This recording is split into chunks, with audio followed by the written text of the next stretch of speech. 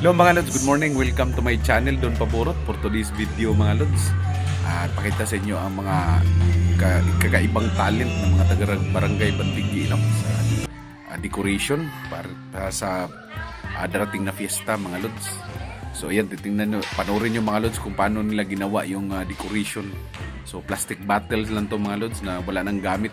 Yung mga tinatapon na plastic bottle ba na ginawa nilang star, mga anong klaseng pang Christmas. Ayan.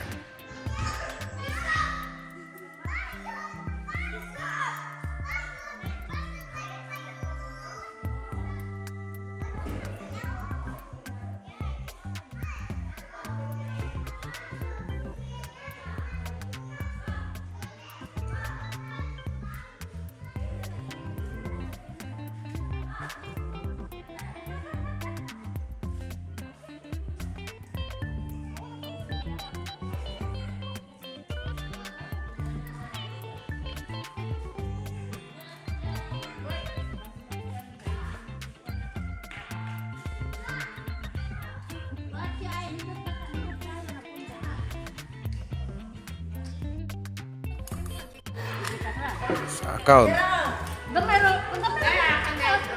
Ba may pagsugod na? Hindi na, basta may pagsugod. Ako na sa tanaw. Nay, ako ng green! Kanang green ba?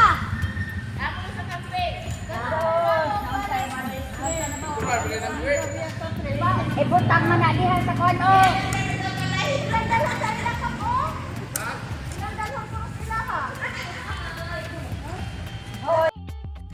Ang violet ba?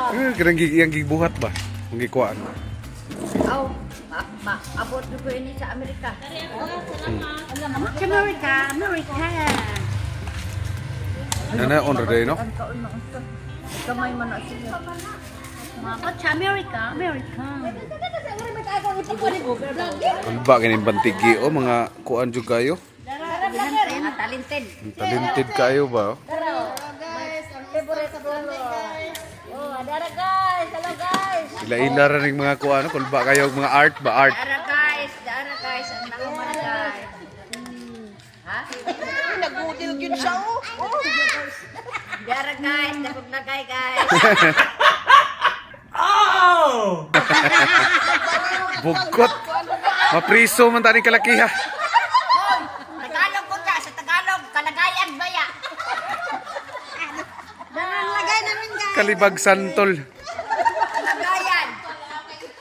Anong kalagayan guys? Lumirap guys. Napagod na guys, napagod na. Imbis maka kwarta ta mapriso man tani. Guys, napagod na kami. Mga guys. Guys. Walang mga preso, mga pinuhat. Ay, Ginoo. May lingaw. Ini magod ang pasimuno. Oh. Tingnan ko nung lagay.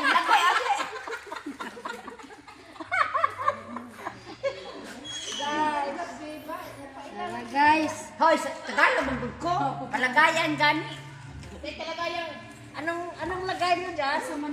Ay, maputi.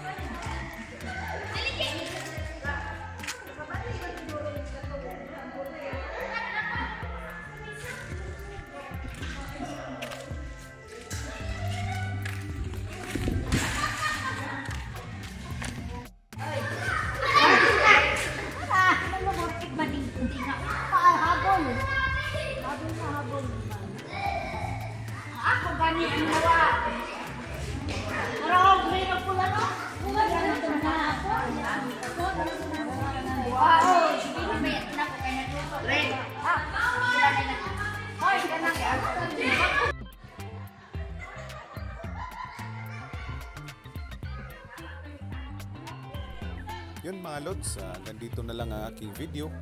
Salamat sa pagpanood mga idol. And i-share ko lang tong video na to mga lods. And para makita na marami palang talent, no, ang ating taga-kabarangay dito sa Bantigi, Isabel Leyte. Marunong din sila mag-design, paano mag-decorate sa darating na fiesta and sa parating na Pasko mga idol. Maraming salamat sa pagpanood mga lods. Ito nga yung Bantigi Sports Complex. Thank you!